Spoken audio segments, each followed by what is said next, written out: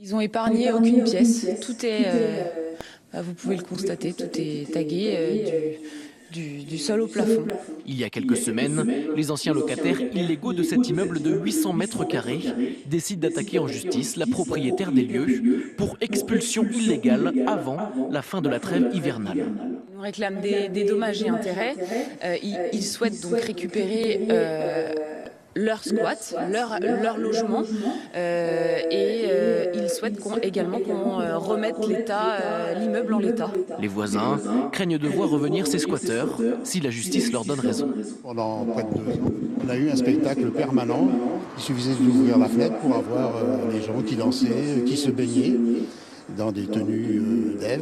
La nuit, quand vous vous levez à 5h du matin ou 3h du matin pour entendre la musique et puis les gens hurler, au bout d'un moment, c'est un petit peu fatigant, quoi. La justice rendra sa décision le 14 mars prochain. Voilà, c'est le monde à l'envers, hein, comme on dit.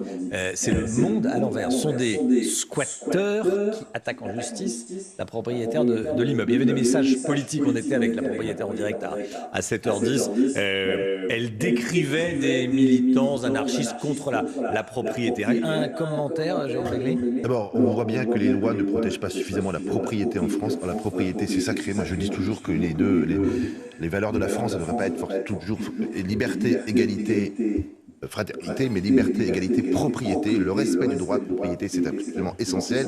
Et évidemment, c'est un message politique qui est délivré. C'est simplement, je hais la propriété, je hais le capitalisme, je hais la notion même des propriétaires et de propriété, et je vais étaler mes convictions en faisant le plus de dégâts possible.